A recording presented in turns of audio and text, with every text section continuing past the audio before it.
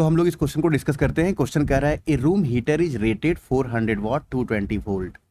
Rating मतलब लिखा हुआ। तो हम एक रूम हीटर लेके आए, मान लेते हैं ये हमारे पास रूम हीटर है। इस रूम हीटर का रेटिंग क्या हुआ है? रेटिंग मतलब लिखा हुआ है, कितना लिखा हुआ है?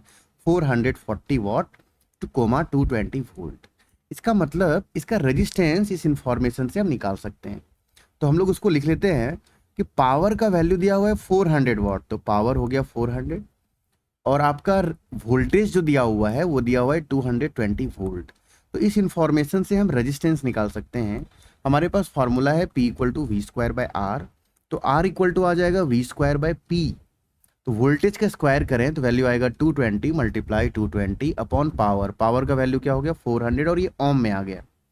अब क्या बोला गया, इस हीटर को हम लेकर आए और इस हीटर का जो रेटिंग क्या हुआ था इसको हम कनेक्ट कर दिए।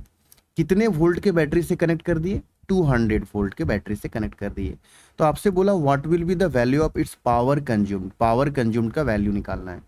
तो आप सोचिए, रेजिस्टेंस निकला हुआ है और पावर कंज्यूम्ड का वैल्यू हम लोगों को निकालना है। तो पावर निकालने का तरीका क्या होता है? पावर कंज्यूम्ड होता है V square by R. It means जितना वोल्टेज अप्लाई किए हैं उसका स्क्वायर डिवाइड बाय रेजिस्टेंस। तो सोच के आप ध्यान से देखिए कि हम अप्लाइड वोल्टेज कितना है हमारे पास।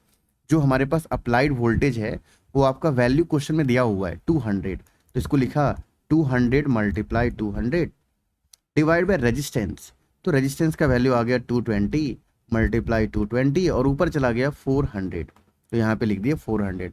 जब इसको हम लोग सॉल्व करते हैं तो हमारा जो वैल्यू आएगा, 2 जीरो से 2 जीरो कैंसिल आउट हो जाएगा।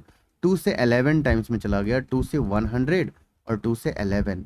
इसको जब हम लोग सॉल्व करेंगे तो वैल्यू आएगा 40000 अपॉन 121। जब आप इसको डिवाइड करेंगे तो वैल्यू आता है 330.57 और ये किस में आएगा? पावर कंज्यूम्ड है तो वॉट में आ गया। ये अप्रोक्सीमेटली किसके इक्वल है? 331। तो 331 watt is the correct answer.